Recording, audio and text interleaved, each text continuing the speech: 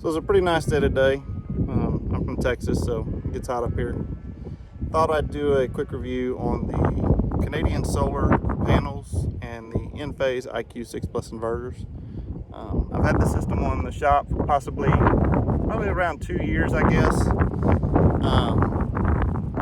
I've got 54 Canadian solar panels and 54 IQ6 in-phase microinverters. I've got all the data. I've got it actually, I can print reports. It shows what the production was. This is a 50 by 75 shop. If you look, I'll do a little bit better picture later. One of the main reasons for coming up here today was I wanted to inspect the panels and see if they were dirty. I haven't had any production issues. Everything's been fine since I've installed them. I actually put this system in about 2 weeks before Hurricane Harvey hit. And the eye of Harvey basically stayed over this place for about an hour and a half when it hit. I used Unistrut, and I use stainless bolts, and I use what they call an S5 bracket that actually mounts to the top of the ridge on the R panel, so you're not actually drilling holes in the trough, and they've got gaskets that seal on the top. So I'm going to flip this around, kind of walk down here, show you what it kind of looks like, and I'll put some of the data up and go over some of that data here in just a little bit. So this is the bottom section. If you look at the edge, you can see I basically ran 2 sets of Unistrut for each one of these, which held up in Harvey. We had some pretty strong winds. I expected to come back out here and see my solar panel in the lake, which pretty fortunate that didn't happen. The in-phase IQ6 inverters actually have a 12 gauge daisy chain cable. And so you mount those to your racking or your Unistrut under the panels, and the panels just snap in. Because it's a 12 gauge, these are 315 watt panels, and so you take about 7 of those, and then you can put about 7 or 8 on a link, and then your 12 gauge is done. You're amped out on it. So you've got to have, for every 7 or 8 panels, you've got to run another 12 gauge wire up here, and then those all run down to your main panel. I have what we call a grid tie system, and this system basically, what that means is it's not a backup at all. During the daytime, it actually takes and back feeds your meter, and your meter runs backwards, and the electric company pays you back for what you send back. I designed this system for our size house, kind of what I'd use. I didn't want to make a whole lot more than I use, but I can say this: if I'm not running the ACs in this 50 by 75 shop and I'm just running my house, I pretty much sell back all day, every day, from about 10 in the morning to about 5 in the evening. And you'll see that on the charts, and I'll go over that here with you in a little bit. But by looking at these panels today, I'm not seeing any scaling or any, residue or anything on them. Nothing yet that says I need to clean them. It's not affecting my production. They've got a little bit of haze down there on the bottom, you can see on some of these, but I'll probably wait till next year, and then I'll come up here and give them a good rinse and clean them off. So for now, the other things I will show you is, so I just use stainless bolts, and I actually ordered the stainless washers with the rubber bottom, and it's just standard Unistrut. And if you look, you just lay that panel in, take it in there, and bolt it down. And the good part about the Unistrut is those nuts actually slide in the Unistrut. So once you get those mounted, the 2 runs for a whole row, you basically just take a panel and lay it in, lay another one in, just lay it in, and just keep connecting them up. So they're fairly simple. I didn't go with a string inverter, and I went with individual inverters, because I guess the pros and cons is with a string inverter is that the string inverter, it's like a series. It's like having a bunch of 48 volt system, a bunch of batteries tied together, and if you shade one panel, it affects all the panels. if you go with a microinverter per panel, it makes it really easy to diagnose. I've got a grid that I can pull up. It'll show each day's production of each one of these panels individually, so I can pinpoint a problem. Or if one of my panels is shaded or two of my panels are shaded, it doesn't affect my whole system. So I basically get 100% out of a panel, where if I was on a string inverter, it would definitely affect it. If one panel was shaded, it affects the whole system. And so you lose a little bit because your inverter's on the ceiling. And the thing we fight in Texas, you say, well, if it's a hot day and the sun's out, you're going to get 100% production, you know, and that's going to be where you're going to make the most power. The downfall to the individual inverters is the heat, right? Anytime you convert the power, it's converting it from DC to AC. You know, so they generate some heat. Well, under these panels during the day, you probably see about 130, 140 degree inlet, you know, temperature inside those inverters. And so those inverters will actually derate themselves when it gets in real extreme heat situations. And so, you know, in the summertime, I may be running 85 to 90% just due to the heat, because that inverter is up under the panel on the roof. You know, the pro to a string inverter is you series them all together. If you don't have to worry about shade and you're not worried about individual protection, that series inverter, you don't have to worry about that, because you can mount it in the shade in your shop and you're not having to take that derate for the heat. So that's the best way I understand it and the best way I can explain it.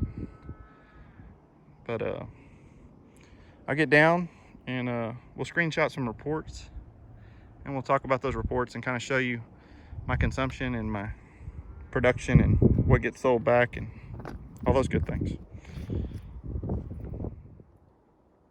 Okay, so before I go into showing the charts and the production and the consumption and all of those things, some of the things that I want to tell you is I'm not a professional at solar systems. I just researched what I needed to know and I put the system in myself. You're welcome to do that. I'm just putting information out there. There's professionals that do it for a living, and you can hire those guys too. When you buy a solar panel, it's rated for wattage, and that's either, you know, you can get a 315, they were 275s or 350s. I think now you can even get 400s. If I was to do it again, I could have got a 350 when I put these in, but I got a really good deal on the 315, so I went ahead and took them. Now they're Canadian Solar and they're 315 watt, and there's a 25-year warranty on them. I'll get to telling you total what I spent to it in just a minute on hardware, everything, inverters and all that stuff. When they say they make 315 watts, that's basically in a test facility, 70 degrees or whatever temperature they test them at, you know, before you take inverter loss, convert it from DC to AC, all of those things. So you're never going to get 315 watts out of a 315 watt panel net, right? It's like a paycheck. The gross number, and then after taxes is in net what you get. So basically, I would say a 315, I net maybe about 265, 270 out of those, you know. I kind of wish I'd have bought the 350s, but now if I was putting a system in, I'd definitely go with the 400s, you know, because you might get 320 or 330 out of a 400 watt. And having 54 of those panels, it all adds up. I'll show you my consumption usage on the chart. Before I go there though, the one thing I wanted to tell you is these panels do have like a 25-year warranty, and most of the solar panels you'll find, and maybe they're getting better. This is when I did it, which wasn't, you know, 2 years ago, but the panels do degrade, you know, the metals in them degrade over time. And so you lose about 1% a year on those panels, which isn't bad if you consider you have a panel for 15 years, 20 years, you know, you're 20% less of what you would have had new. So it's going to be about time to replace them, and I'm sure there's going to be upgrades that are going to do a lot better for you and perform a lot better than what you have today. I guess I'll get into the numbers. So basically what I did is I found a block of the guy on eBay that had panels for sale, and these were new panels. They were still in the crate, and I made a deal for him. Basically, I wanted 54 of them, and $5,000 is what I offered for them shipped to my door. They accepted my offer and sent me the panels. You know, and I knew I was taking some risk with that, but you know, it was worth taking to me for what I paid for them. You know, and that's where you get into, if you go string inverter, now you can really save some money and do a string inverter like I talked about earlier, or you can go to individual inverters. I made the decision to go with the individual inverters. I got my products from Enphase. I think the IQ6 Pluses are the ones I'm running, maybe the 7s. They just had a good rate of return on electricity, had good efficiency ratings, and they were a really nice product. When they came in the box, I was very impressed with them. And they've been basically 2 years trouble-free. I had one inverter that didn't check in for almost a week, and I knew I got an app on the phone, I can pull everything up. I got the notification, Enphase actually reached out to me and said, hey, if we need to send you a new inverter, we'll let you know if this one doesn't check in. The neat part about those inverters are they aren't Wi-Fi. They actually, when you plug, there's a control box, and when you plug that into your wall socket, it communicates through the power. So all those inverters check in through the power. So there's no data wires you have to run or anything. You hook, basically there's two legs. It's the 120 and 120. You tie them in, and it communicates back to that main source. So I could add to the other side of my shop. I don't have to do anything. I already have the control box bought. All I have to do is buy the inverters and buy the panels and just start plugging them in. And I can power them up to any power source, that side of the building in a different box. It's fine, as long as it's on this side of the transformer, it'll communicate. So basically I had about $5,000 in the panels. I think I had almost $7,500 to $8,000 in the inverters. They're expensive if you want to go with the individual inverters. And then I would guesstimate, I probably had about $1,500 in unistrut and bolts, stainless bolts, those S5 brackets. I think they were $600-700 also for as many as I needed, because I put them about I think I put them almost every 6 or every 8 rows. And so I wanted good support, and paid off during Harvey, of course. But so got those installed, basically all in, I think it was somewhere around 15 roughly, something like that. And at the time, of course, there's a tax credit for that. So you do get the tax credit, which was 30% at the time, for all that stuff. And so it gets your payout down where it actually makes sense. This system's already paid for itself with me in 2 years.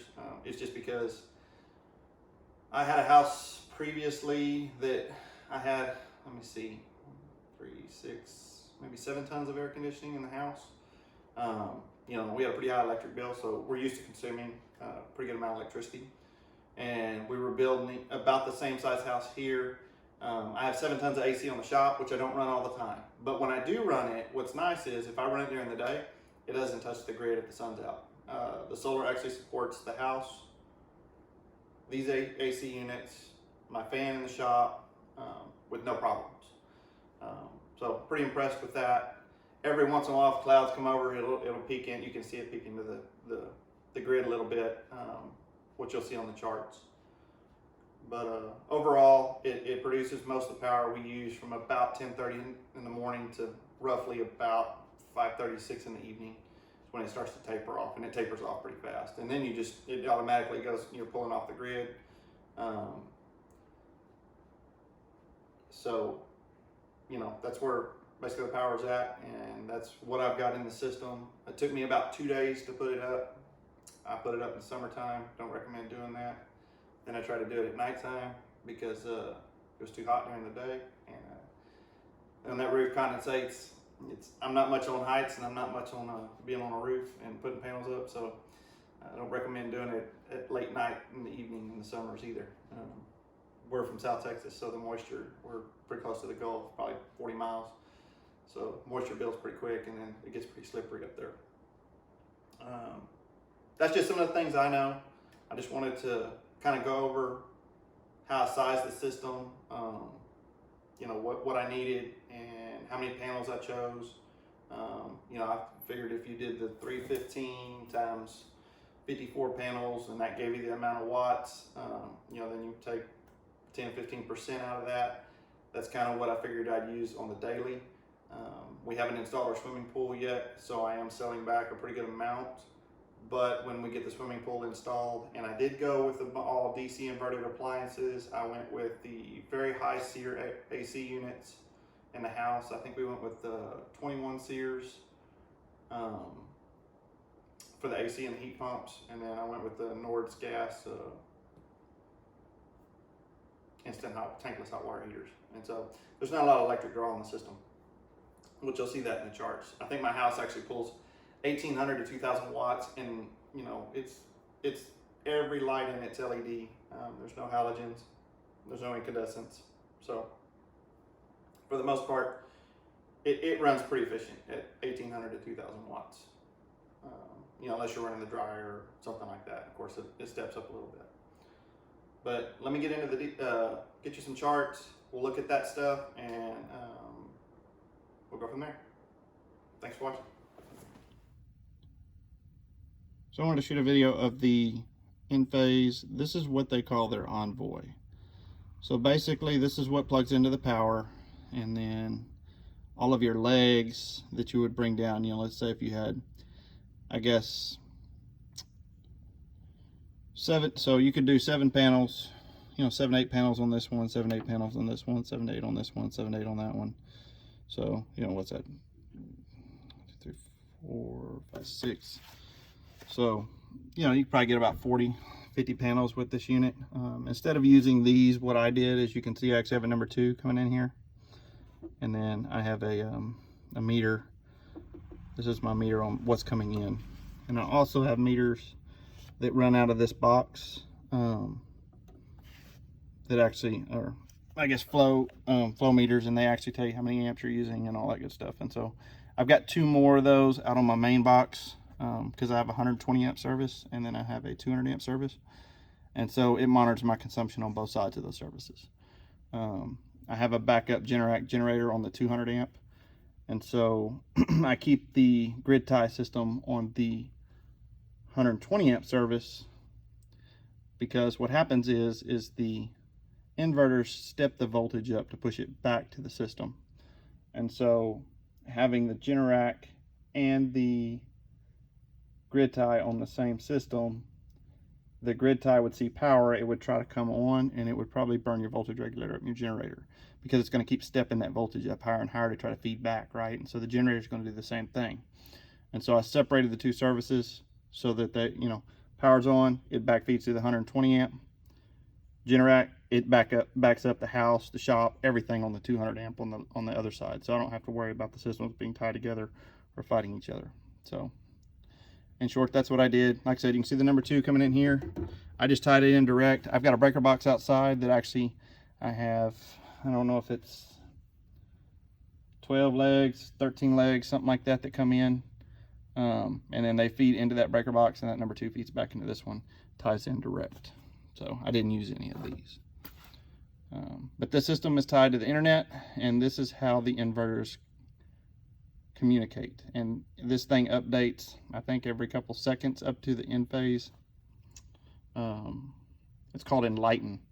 It updates into the Enlighten app, and you can see it. Lights say it's got communication. Your inverters are checked in. Everything's good. You don't have any red. You can actually log into this Envoy through the app also, and change settings or whatever you need to do if you need to change the amount of inverters or anything like that. But it reports all the data to the Enlighten server. And so what you're actually pulling on the app, you can log into this and see your local data, but it's reporting that data back to the server all the time. So even if the system's down, you can always go back and see what it's been doing. If you wanted to pause it, you kind of want to see how they have that laid out. But this is where all your consumption and production is red. And this is how it's transmitted out to the internet.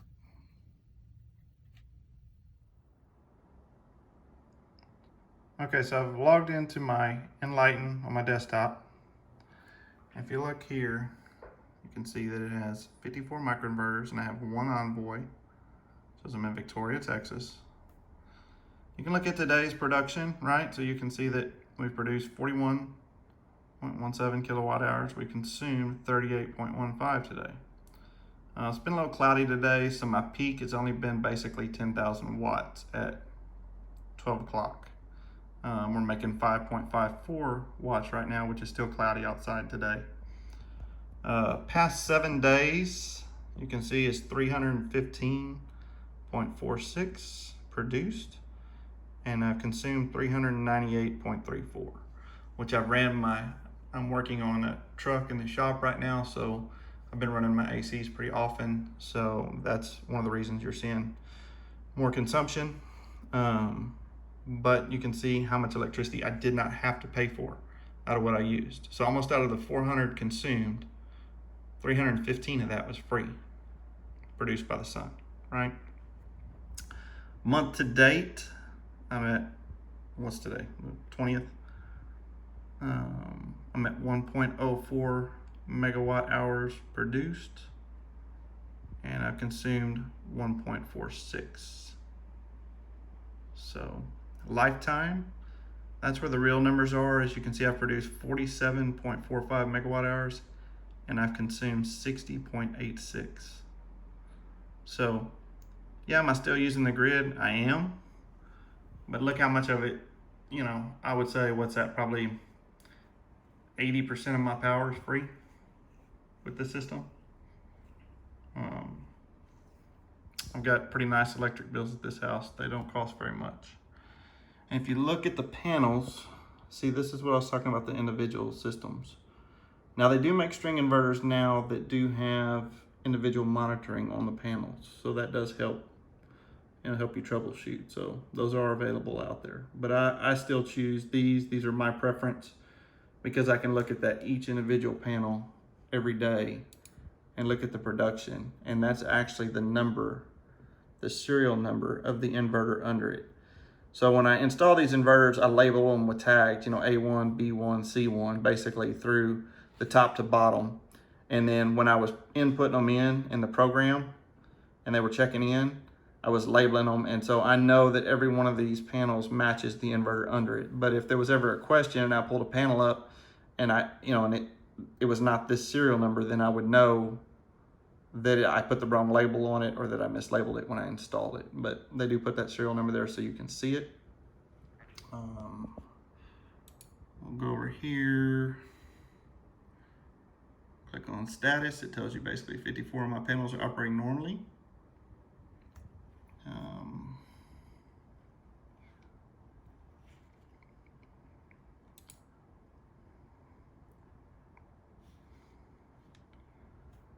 Let's go to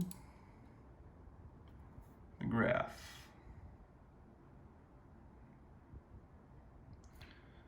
So this is my past 7 days. And you can see that the power is the blue coming in. It shows the times. So if we look at October, sorry, I'm looking over my phone. October 14th, that day, we peaked about 9,200 watts, and I was consuming 3,000 at the time. And then of course this line down here is what I'm consuming. So you can see when the sun comes up, I'm making way more power than I'm using. And that's on the average for most days, you're gonna see that unless you have a day that's, cloudy. Like this day right here, it was cloudy. So we were in the grid, right? Same thing here, move to the next day. You scroll through. Basically about 9,200 watts being produced at that time. And during that time, I was using 1.8. So, on an average, if you look and say my house was using 2,000 watts, that's 2,000 times 24 hours. That would be 48 kilowatt hours. Same thing here. And the next day, so we had 9,300 peak that day, 8,500 that day.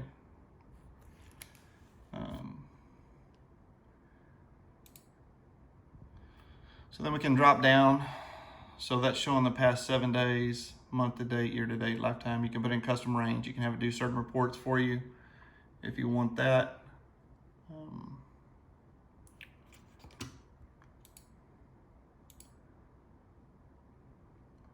One of the things I wanted to do was I wanted to go back and show y'all, basically, let's look at a custom range. So let's pick I want to go back to the summer. Let's get in some of these hotter months. So let's go July. So let's look at July 1st.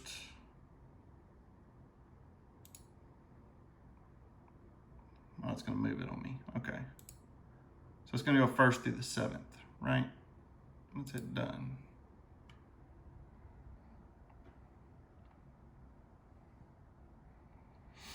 Okay, and so you can see the peaks here during the summer. That was 11,796 watts and 3,600 consumed, right? So the house is using a little more power. It's a little warmer. So we were using 4,000 at the time.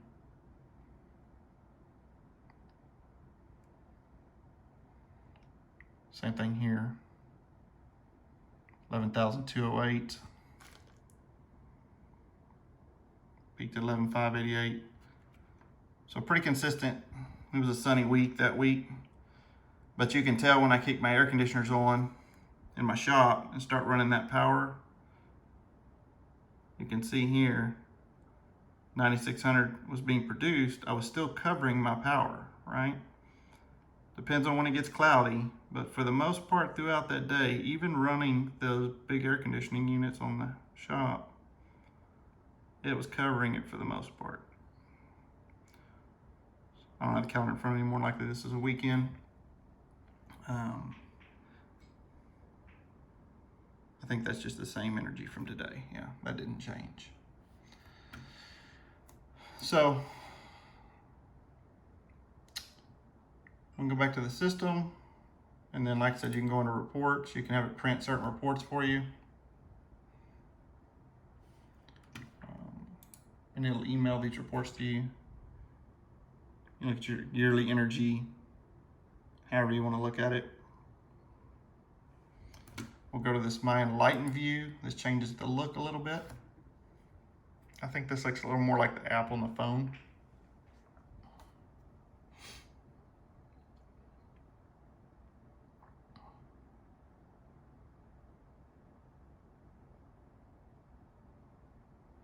Okay. Same information. What's neat about this one, it actually tells you how much I've exported to the grid today. That's what went out, right? And that's what came in. So I pulled 13.42 in and 16.44 went out. So today I'm actually still up because I've sent 3 exported. So we'll scroll over to any day. So that's Sunday. We'll take a look at Saturday. Same thing, we had exported energy Saturday. Like I said, it's been a little cloudy this week. So it's about the same. Okay, so here's a day where we use more. So it tells you net energy imported. And then if you look, this graph down here gives you a nice, I mean, you can slide over this graph and it shows your exact. And I actually had a unit, one of my AC units, these newer ones that they had a small leak on. And I tell you what, as far as trending your power, it's really nice to see your consumption, because we went from using, like, I know I use about 2,000 to 2,500 on most days, and I was up around 4,000 to 4,500 for almost a week, and I was like, okay, but the house was still cool. We weren't having any issues, but it's nice to be able to see that, because you can scroll through here, and I knew that we had an issue, and so I called the AC guy out, and sure enough, we had a small leak, so he had to add some Freon to the system, and then we dropped back down to our average of 1,800 to 2,000 after that.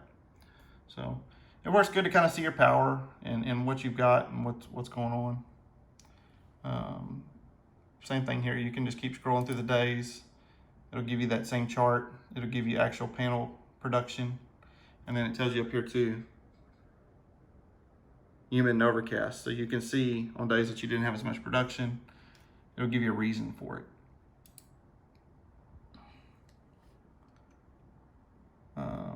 This shows your actual production by kilowatt hour for months and days. It's a big grid. You can just select, hold over. Consumption, same thing. It's a pretty nice report for you to view.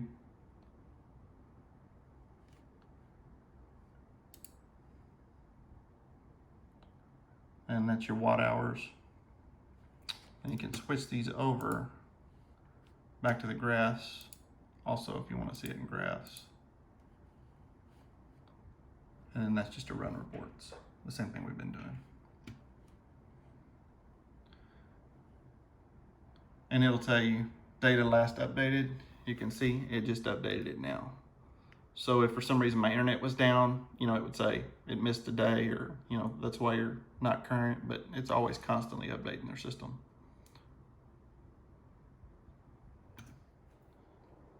So I appreciate you taking time to watch my video. Hope I answered some questions for you about solar. It's just kind of what I know, what I've done. If you've got any questions, comments below, go ahead and do that. I'll try to answer them if I have an answer. I'll let you know if I don't know the answer. The other thing is if you don't mind, hit that like button, hit the subscribe button. Appreciate you watching the video, and thanks for your time.